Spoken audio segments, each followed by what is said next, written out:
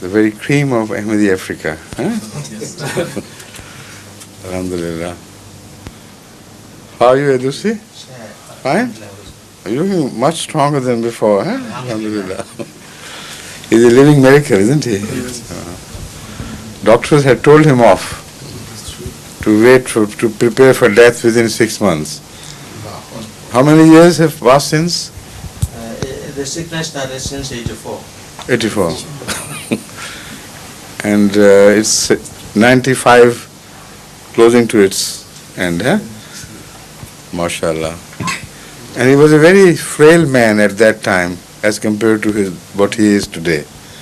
Strong, robust, active man in every respect, isn't he? I remember when he first walked into my room, he couldn't stand and put equal pressure on both legs, And he had a crutch or something to walk, slightly crookedly. And the doctor had told him that the bone had been eaten up with cancer and things. Is that right? Yes, sir. That was osteomyelitis, inflammation of the bone. Inflammation of the bone, yes. Which was corroding the bone constantly. And also the leg was thinning, wasn't it? Wasting. They said the whole bone yes.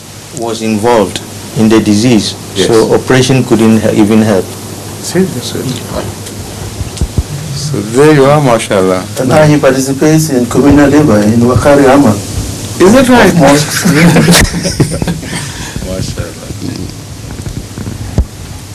As Masih has told us a prescription for longevity.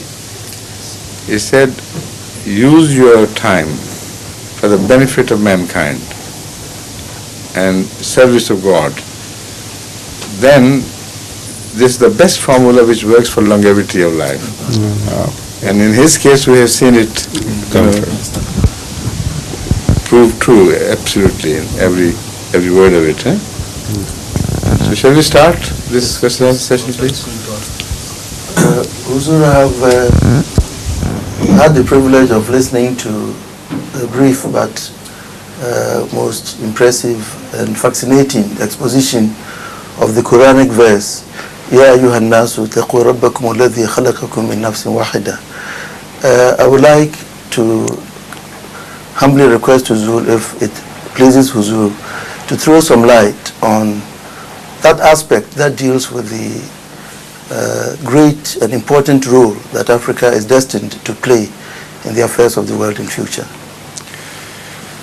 In fact, this verse is very rich and very profound in scientific information as well, and in social education simultaneously, because it can be interpreted differently. Scientifically, it throws light on many possible questions which are still being raised and discussed in the scientist community. Was it at a single moment of creation that man began as a single individual emerging on the horizon and proliferating thereby into many humans as its offsprings? Or was it simultaneous appearance of man through evolution, as they say, at different horizons in different parts of the world, so that we could say that the ancestors were different? Ancestors of Chinese were not the same as the ancestors of Australians, of Americans, and so on and so forth. So this scenario would lead us to that. This scientific discussion has not come to an end as yet. But as far as the evidence uncovered from the fossils of earliest humanoids is concerned, they are tending to believe that this event did not take place simultaneously all over the world, but it must have taken place as a singular event somewhere in some part of the world. So Nafs-e-Wahida is the Quranic statement which supports this view, rather than the view that many humanoids or human beings came into existence or were created by chances here and there, spread all over the world. The Quran says, no, remember that we created you out of a single thing.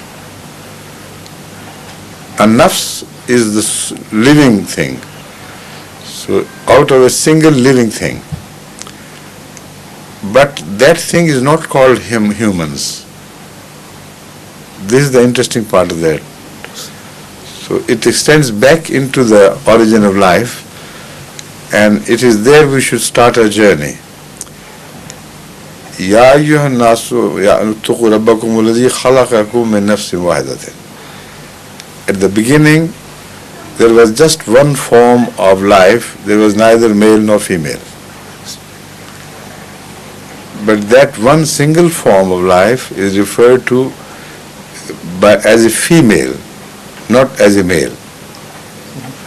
Despite the fact that the male and female are not yet distinctly divided into two different categories. Why? Because it took care of reproduction itself. The first biotic cells or biounits were sufficiently provided with the mechanism to split into two and thereby continue to live and give offsprings. But there, this methodology was at the expense of the individuality of the person itself. If a single cell is referred to as a person, in that remote past, let's use the terminology person. If that person got divided into two, it would have to sacrifice its individuality anyway. Despite the fact that this thing was not conscious of this. It was governed by laws, and it was not an active participation of this thing for the sake of survival to get divided. But the laws which were created in the beginning moved from unconsciousness to consciousness. So that the very act of proliferation gradually became a source of pleasure. So this division, instead of being a sense of loss for losing one's identity, must have an upper edge of pleasure, so that this form of life continued to split into two and become more and more, and also to become eternal. Because when it was split, two young ones were born out of it. Yet at the same time, the basic inner ego that was being born, which was being created by a God and strengthened further on the journey to evolution, must have unconsciously worked it out. When I say must have unconsciously worked it out, what I mean to say is God worked it out for him, for this thing. Although we may attribute this to that thing, but the Holy Quran repeatedly tells us that was not its own creator. We were the creators. We made the choices, not these things. But this verse refers to all this phenomenon of single birth. So this nafs-e-wahida got split into two. But as I told you, it was an act of pleasure in a sense because it was being eternalized. But at the same time at the cost of its individuality. So if it were a thinking thing, if it could plan for itself, what should be the ideal plan for this thing?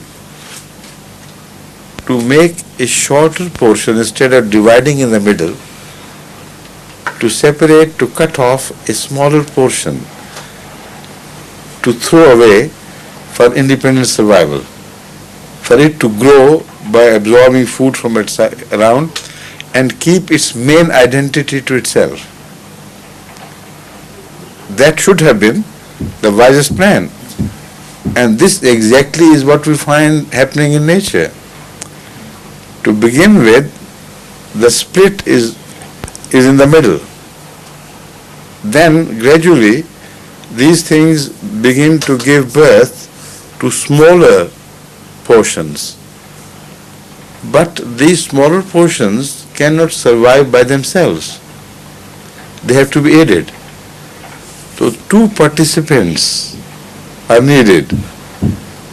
One cuts off a small portion and releases it in the surrounding liquid. The other also does the same. And these two join to make one fuller individual. And yet the sex is not born.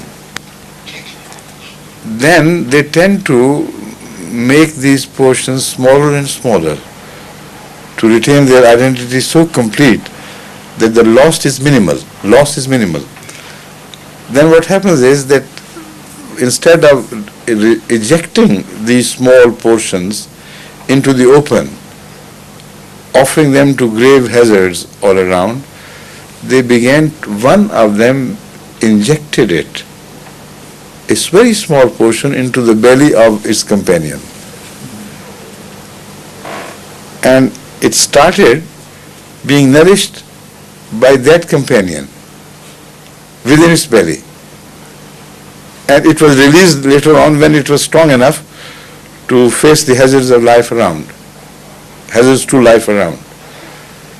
So this was the beginning of making of sexes, the beginning of making of uterus, the beginning of the reproductive forms we observe in all the advanced forms of life, where there are two individuals, male and female.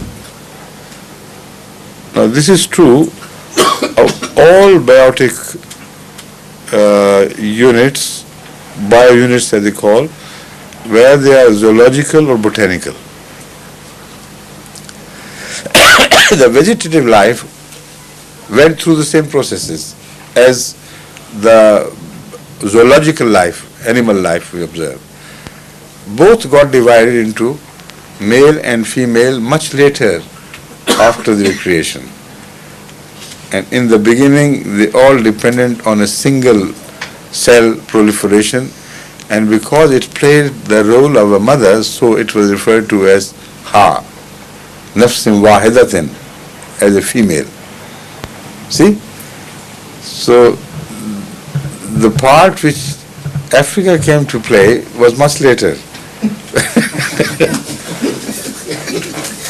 To be more precise, 1 billion years later or more.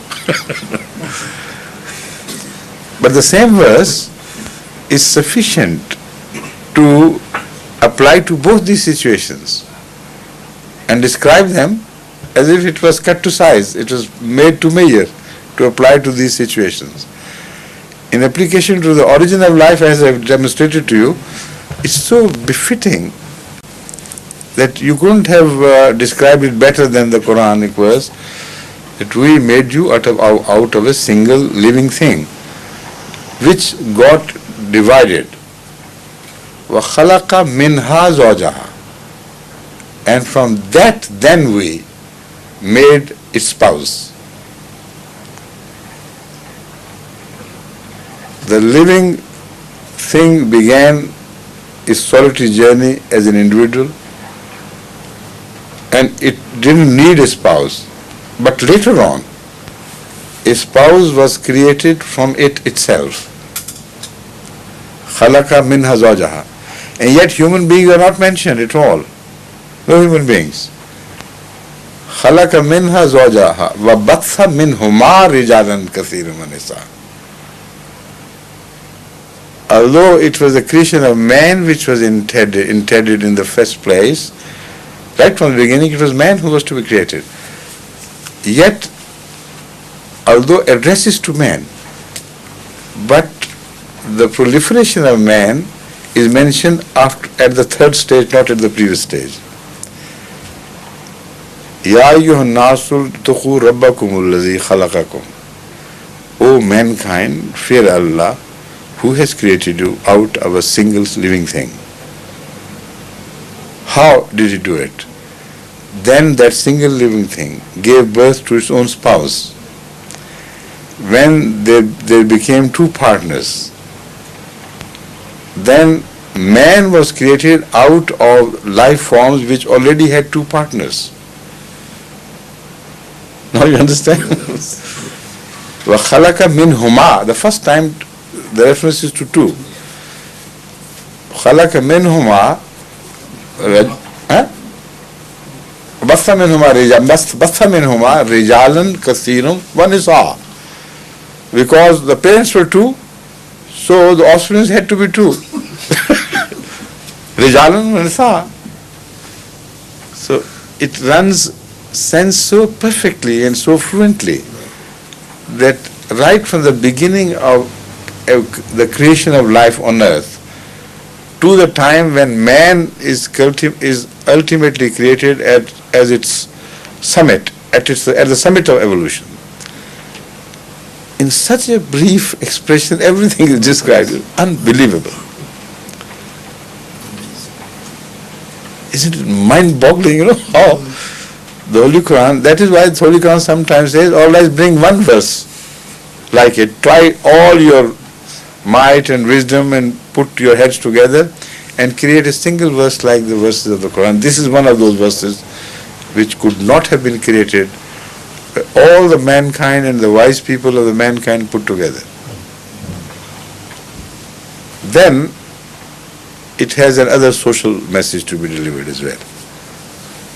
It says, you are black and white and red and yellow and this and that. Where is the pride in that?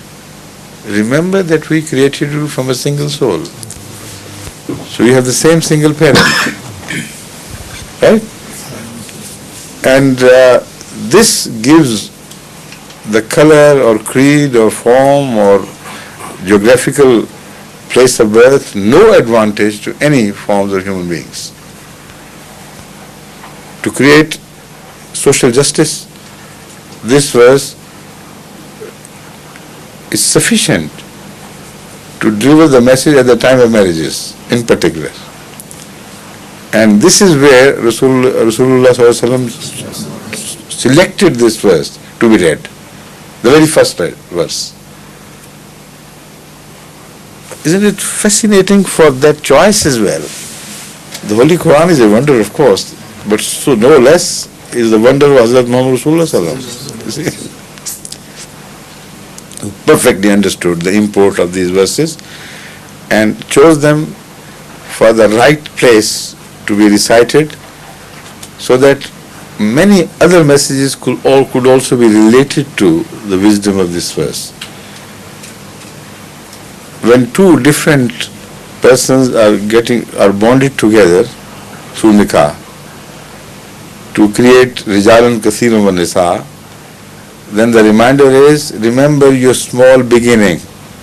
Anyway, you're so insignificant, you were nothing.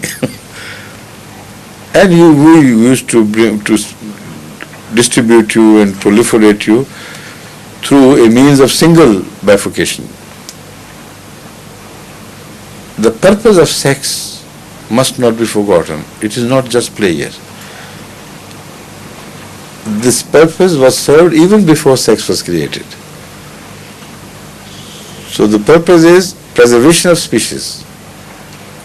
Don't over much emphasize the pleasure part, and always keep in mind the ultimate purpose of this instrument of sex, which provides you with an additional pleasure, not the main pleasure. The main pleasure lies in the service of the purpose, in the realization of the purpose, which is to say, it should be used for proliferation of the species and preservation of the species. Now, this verse also completely answers the stupid objections and insinuations raised by the homosexuals of the modern time. They have gone even to the length as to say that homosexuality is natural in man. Some people are born with these traits, and as such, it should not be condemned on the basis of morality. Now, this verse reminds us that when there was a single person, there was no sex involved. Then there were two sexes created they were created for the purpose of heterosexual relationship, not for the purpose of single, single-handed participation in anything. Or let me not say single-handed, of the same sex participation, because it will be non-productive. Either you get bereft of sex altogether and return to your remote past where you could bifurcate yourself. Or the moment you enter the stage of sex, then you must follow the pattern created by Allah and indulge only in heterosexuality, not in homosexuality. Because if you do that, then you defy the plan of nature, and you reject the scheme through which God has made the survival of the species possible and definite. And that is the, bisexual relationship. If you reject it, then you are demanding extinction. Pleasure was an additional factor related to it, so that men would be reminded and women would be reminded that despite the pain they have to go through it, they should still not hesitate to give birth to children. If the pleasure was not, attached to it, perhaps nobody would care, and the man would become extinct anyway, or life would become extinct anyway. So here the second stage begins of the message, that if you reject this plan of thing, then the alternative would only be that you go for the extinction of the species. And now you read the message of AIDS, then you begin to relate it to the same, and you understand why AIDS, particularly to punish the homosexuals. It began with them, it is largely confined to them or to those who indulge in relationship of heterosexual and homosexuality. So the basis is homosexuality. It was given boost by the homosexuality. It is particularly hitting at the homosexuals. And the message delivered is, you have rejected the plan of God for the preservation of your species, so you have no right to reproduce. You already abandoned that plan. So get lost, That's the third final message, get lost. And also, the rest of the humanity is punished for this mutual relationship, otherwise they could not have contracted this disease. This is, again, the message of the same verse, that we have created you with a purpose, with a design, where the two sexes must participate for the preservation of human species, for the reproduction of human species. Otherwise, you will create some disorders. And if you divert your attention to other sources of pleasure dependent on the same act, but other compartments of pleasures where the purpose is not served and only the pleasure is attained, then you will be condemned by God. And man has been condemned already. This invention, who made it? Was it made by Maulvis or the priests? It is God who is still in charge, who is in the driving seat all the time. So he watches mankind behaving in certain ways and devises means to give them strong reminders. And these reminders have been delivered to him for centuries in other sexual related diseases. Gonorrhea, syphilis, erysipelas, and many other similar diseases which are also sex related, and are confined to sex, so that the innocent people do not suffer, It's a strange thing, Unbelievable, this is so precisely made that only those who indulge in excesses, they are punished, not the others. Innocent couple remain free in the same atmosphere where aid is striking at every Tom, Dick and Harry all around them. They're dying in masses, and the innocent couple within them remains absolutely untouched. So the same message, as I told you, is delivered by the same verse. This message also is delivered by the same verse. Another aspect of this verse, which was brought to my attention by Wahab Sahib just now, which I did not answer in the beginning, because that I thought I would come to later.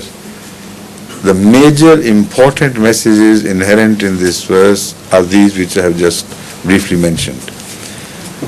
There's another thing which has come to our notice, that when the species man was born, humanoids or Homo sapiens, before Homo sapiens, the man was called humanoid, which meant that it had some human characters very prominent in it, but it was not yet fully prepared to be called humans.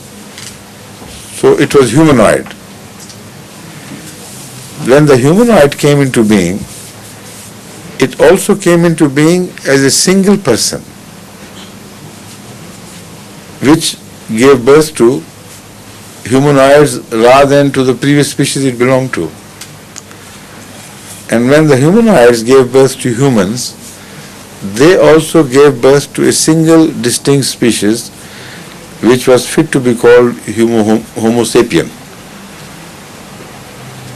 The humanoids, in fact, the human-like things, gave birth to Homo erectus first. Homo erectus means a species which can walk straight on its two legs, erect. While all other species, walked face looking downwards onto the earth like other animals. So yet the monkeys also, you think they can walk straight, but not truly. When you see them, going across long journeys, they always, walk on their fours. And they can only straighten up for a while, not permanently or not for long periods, because they were closing upon the creation of man. So when these Homo erectus were born, they were a species which more often walked in its two legs, and adequate changes in the hip bones and the sockets of leg joints were also made before that. It was not that this Homo erectus was created first and then the changes were brought about. There was no surgery carried out anyway. There were internal changes in the recorded messages of genes, which once received a message from Allah, all right, the next time to give offspring, change the design of the hips and the joints and how the bones should fit into each other, so that this species begins to walk straight. It does not have to always bend forward. And suddenly one day it happened, And then you said Homo erectus is born, one who can walk on two legs. And yet it has a smaller skull case. It did not have enough cavity to fill with enough brains to make it so very distinct from the earlier forms of life. So it was Homo erectus but not Homo sapien. Then one day this miracle was created, that a child was born with a bigger skull and with enough space for the brain to fill it, that cavity, larger portion of brain. But larger portion of brain is not accidental to the size of the cavity at all. These things have to go together. internal designs are needed to create bigger brain material. At the same time, a bigger cavity is to be created, which are two different phenomena occurring at different cell levels. So some part of genes can take care of larger skulls. Some other parts of the genes can take care of larger production of brain material and their coordination as well. It's a very complicated affair. It's not just the mass of the brain is increased. Now, if it happened haphazardly, separately, then it is far more likely, for instance, for the skulls to become bigger and the brain to remain small, striking against the skull here and there, like an empty box, tin box with very little in it. And that would damage the brain, of course.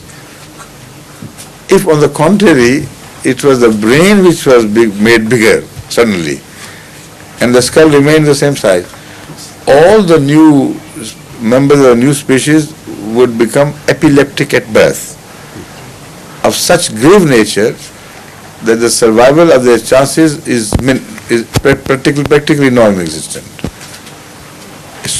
Bigger brain and smaller cell, brain cavity, would make them, less than human beings, less than animals before them. Because first of all, their thinking capacity would be adversely affected. Secondly, they will go constantly into spasms and, sudden outbreaks of epileptic spasms, and they would have no chance of survival at all among themselves. Shadullah Shah Chua, you remember that? Some people are born with smaller skulls. The result is that the brain is squeezed small and it is kept small. So they have very little thinking faculty and constantly suffer from epileptic seizures and other things. So that is what I mean. Nature must have created both together. But what happened was, according to the Quran, it was just one prototype which was first created. And because the reference is to a female, so that prototype has to be referred as female. A female was born of a different species to a female of a previously different species. And then began the journey for the proliferation of mankind on earth. What Wahab Azam Sahib wanted to hear, to his utter prayer, was that one singular thing which is referred to as a female was born in Africa. That is why he pointed out, come on, please, give an exposition of that verse, which delivers such a wonderful message, music to our souls. That first person was born in Africa, and it was a female. And through that female, somehow God created the man. And that is also the solution to the verse which refers to the birth of Jesus Christ. The real wonder which relates to that verse is that Christians say, how could a female give birth to a child by herself? And if a female gives birth to a child by herself, it has to be the child of God. God has to be the other participant. So the Holy Quran raises the question of the birth of Adam. People misconstrue that verse and understand the reference to mean that we created man out of dust like this. It is not at all that. The message is, go and study the history of evolution, how the beginning of man began, out of dust. But it went through various stages where at every important crucial stage, it was the mother which gave birth, a single mother. which gave birth to the other offsprings, until even at the stage of man. The first specimen of human being was created in the form of a single mother, and somehow God saw to it that that mother either gives birth to, is coming into relation with the previous males, or by some internal phenomenon which might have been provided by God to it. It might have been hermaphrodite. So these issues are yet to be resolved by scientists as to what happened and how it happened.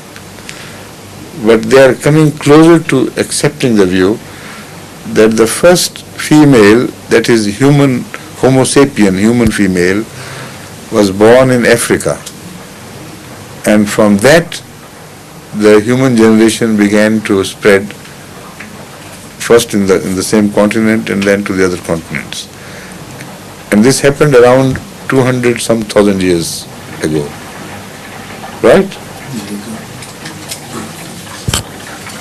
See, for the sake of this last bit of explanation, I had to speak on all the previous stages of which ultimately led us to the last conclusion, that man was born in Africa. Okay? I had also wanted to know the role that Africa is destined to play. Oh yes, I know. In the affairs of the world. From that once I inferred, and I think that is what was music to his soul. I inferred in a very strange way that as Khana Kaaba was the beginning of civilization on earth, where God taught man to live in homes, houses built of stone and things. Previously no man had ever built a house for himself. Awwala Baitin is the mention, not in Awwala Baitin. Bodhiya Linnase. It's not the worship which is mentioned at all. The very first house which was created for the benefit of mankind was this house of God. So the civilization began with this house, and it culminated on this house again, because around this house was given birth, was Hazrat Muhammad given birth. Hazrat Muhammad was born around this house, and the culmination of the purpose of this house was related to the advent of Hazrat Muhammad. As for the first time, this house was built for the benefit of the entire mankind, because at that time there were no deviants. Nafs-e-Wahida concept is reborn here. So at the end, for the mankind to be brought together under one banner in an indivisible entity of human beings as such, was to be done through the advent of Hazrat Muhammad and again in relation to the same house, where mankind was to be trained to come from all over the world and do pilgrimage to this house of God. So the exercise has long been begun, has long started, but it is yet to culminate, and we may see, inshallah, as Ahmadis, the ultimate culmination of this exercise for this house to play a pivotal role in bringing all mankind together. Already it attracts mankind from all the continents, all the major countries of the world, getting together every year around this house and demonstrating the importance of the unity of mankind as well as the unity of God. Not as two separate entities, but as things united. If there is one God, there has to be one mankind, without any stupid prejudices of race, color, and creeds, etc., etc. Now this put me on the train of thought, in relation to the first man being born in Africa. I say, if this is what the Inna Lillahi Ilahi Raji'un means, that the whole circle gets back to the point of its origin, is completed by returning to its origin. So maybe Africa plays the most important role in the ultimate culmination of man's purpose, because man began from Africa, so it should end up like Khana Kaaba, in playing that role by fulfilling it to its culmination. And the last phase on earth which the world would see would be the domination of Africans all over the world in some form. Now, this seems to be a compliment to your egos, but in my opinion it's a warning. It's a warning of a grave nature, because those people who would be predominant on earth at the time of doomsday are described as a sharrun nas. The ones who have gone so far astray in the end that they have been decided by God to be wiped out from earth. So there are compliments and there are also warnings attached in these things. The only thing I would like you to do is to satisfy your ego through your relationship to Islam rather than to your relationship to the country or continent. So there you will not go beyond the time when Islam emerges as victorious with African participation, let's say. The moment man moves farther away from the boundaries of Islam into the wilderness of a hellish life of freedom from the yoke of Islam, then stop short. Don't call yourself Africans anymore. You see? So take pride in Islam. As long as you serve Islam, well and good. But after that, whatever is left is meaningless, isn't it? Okay. Yes, please. Thank you very much. Assalamu alaikum wa rahmatullahi wa barakatuh. You are from Uganda? I'm from Tanzania. Tanzania, that's My name right. is Muhammad Manoro. You see, Tanzanians and Ugandans speak with similar accents.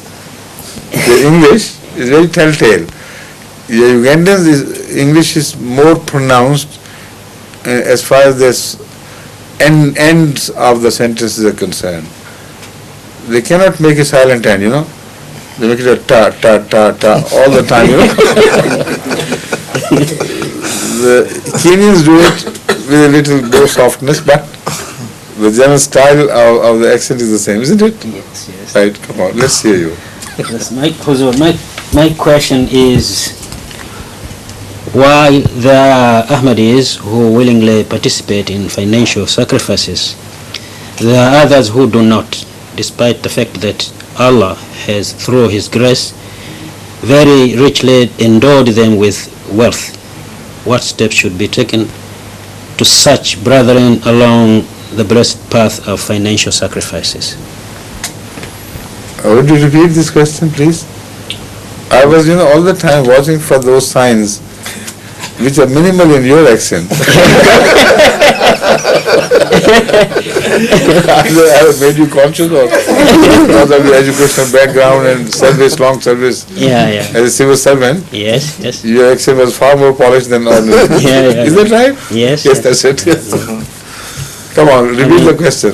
Why there are Ahmadis who willingly participate in financial sacrifices. Correct. There are others who do not. Right. Despite the fact that Allah has, through His grace, very richly endowed them with wealth. What steps should be taken to take such brethren along the blessed path of financial sacrifices? You recite to them the verses of the Holy Quran and tell them the meaning, and also make them listen to my sermons on this issue, which with the grace of Allah have produced some very welcome effect on such people. In some areas, I shouldn't name them now, but I have a definite province in India in mind in particular. It was reported that the people are very good Ahmadis, very strong, but financially they are the worst. Worst in the sense of sacrifices. Otherwise God has endowed them with all the wealth. There are very rich people among them, but financially they just don't respond to the appeals. So I inquired from the then Nazir Baitul Mal, what measures had you taken? He said, I have also gone there myself. I have sent inspectors and this and that. But unfortunately, no improvement. It's a different type of people. I said, have you ever tried my sermon which I delivered in Spain on the subject of financial sacrifices? He said, no. I said, do it this time. You see, first of all, God has appointed me to this place and He teaches me how best to appeal to people.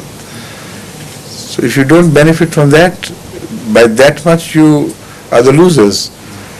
So instead of writing your own essays on this, when God has already provided you this, why don't you utilize this? So send somebody or a few inspectors loaded with these videos or cassettes and let them be played everywhere they go instead of giving a sermon on their own. And the result was amazing. The transformation was almost, revolutionary. But as yet it is not complete. I know a large number are still left out of that influence, but it is not the same sermon always. I have delivered other sermons on this issue in relation to the Quranic teachings and in relation to the conduct of Hazrat Muhammad Sallallahu Alaihi Wasallam, and those who are with him. So you utilize the services of these small things and they would produce big effect, inshallah. Right? Yes, thank you. Please. And Lucy didn't need such a thing at all. He was born with this. MashaAllah. Hadi. Yes, Abdurrahman is my name, from Ghana. Yes? The question of spiritual... I must say Ghanaians are excellent in financial sacrifices. Really. I'm impressed by the Ghanaian character in that. Only previously they were haphazardly used. Most of the time Amir Sahib, made his own appeals and never pressed them to a regular system of contributions. So this was my first disagreement with him when I visited Ghana. He continued to cheat for a while. But then I pressed my foot down. I said, no more Amir Sahib. Either you remain an Amir or no Amir. But no cheating on this. Have this system implemented. So he did. With the grace of Allah, as I proved to him later through facts, the financial sacrifice has risen many, many times more. Plus the additional appeals have also become more productive than before. See? Ghanaians have this character of being generous. Generally. I found Ghanaians to be really very generous people, even in poverty.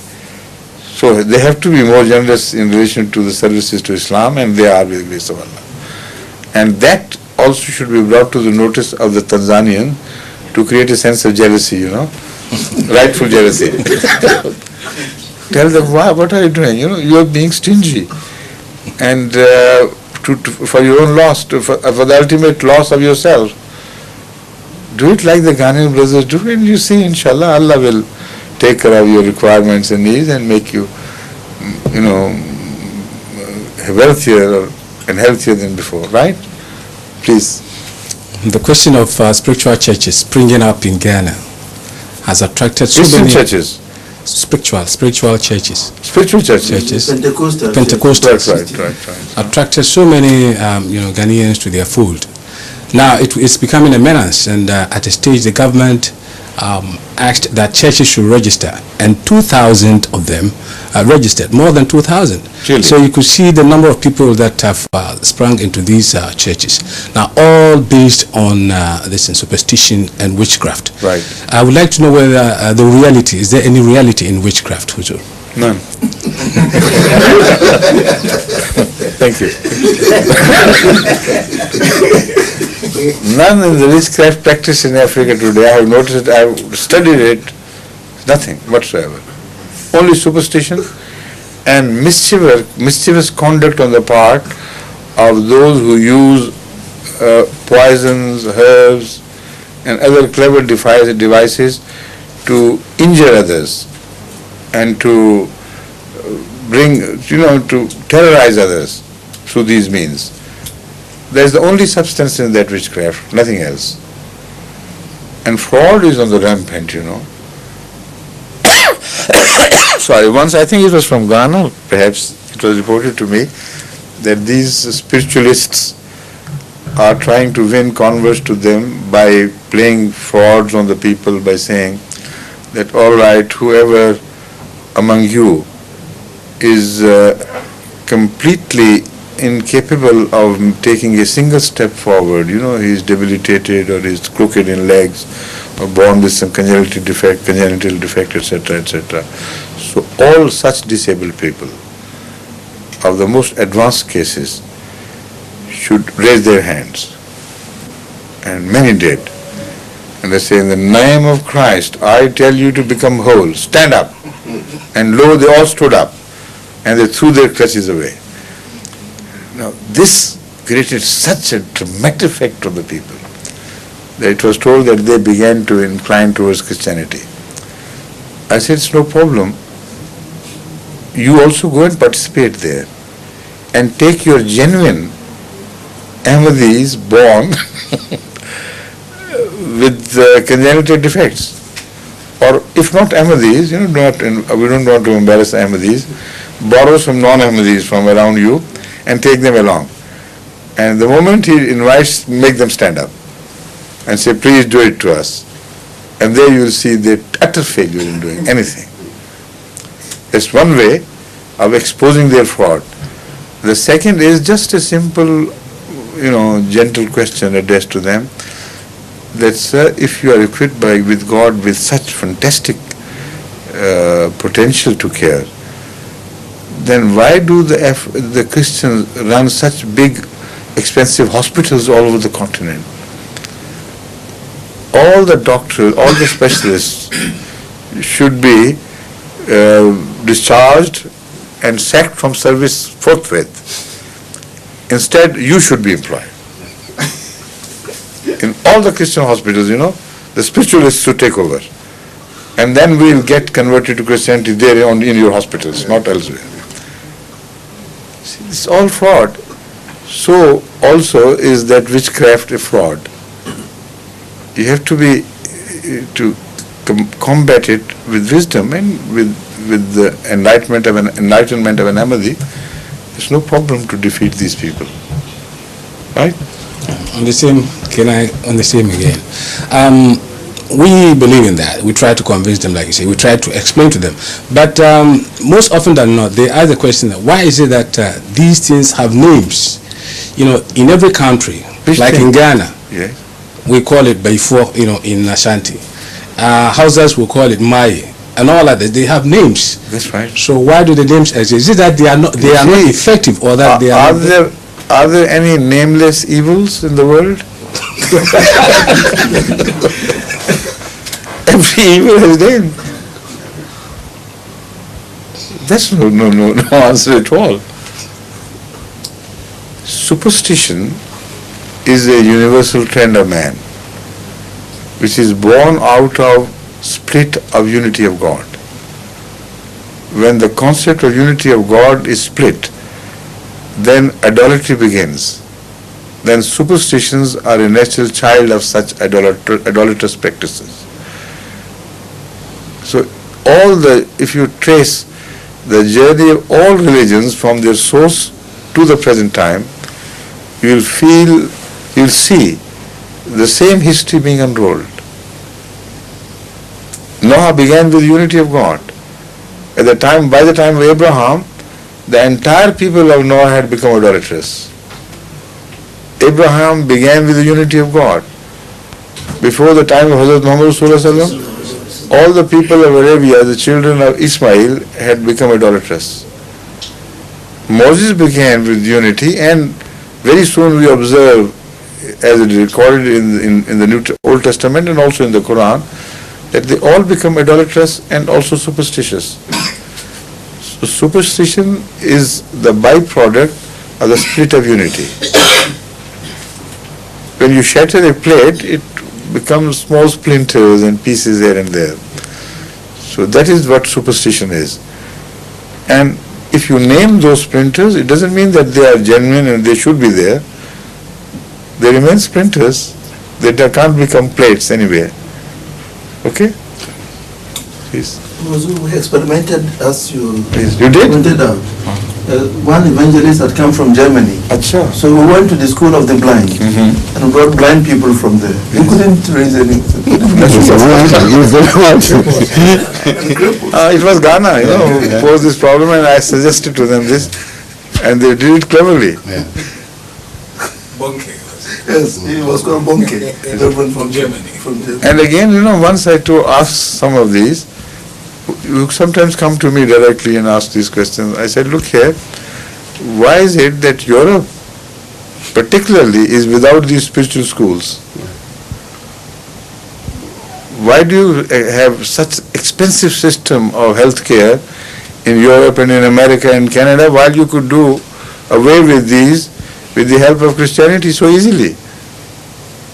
Okay, they tell me that the time is over, but it was a pleasure sitting with you and exchanging the views. If by the next meeting they are still here, we could meet again. But I won't be here on Sunday next. Okay? The Sunday after. Wahab Sahib, did you participate in these Khaja Club meetings? Not this year, Huzur. No, this is not fair. I didn't get to know about it, Huzur. No, they wanted to invite you, but you were not there you were not available at that They time. said they are repeating it on Wednesday, inshallah. They are not repeating, I have forced them to repeat it. They tried, every excuse to get wriggle out of this. I said no.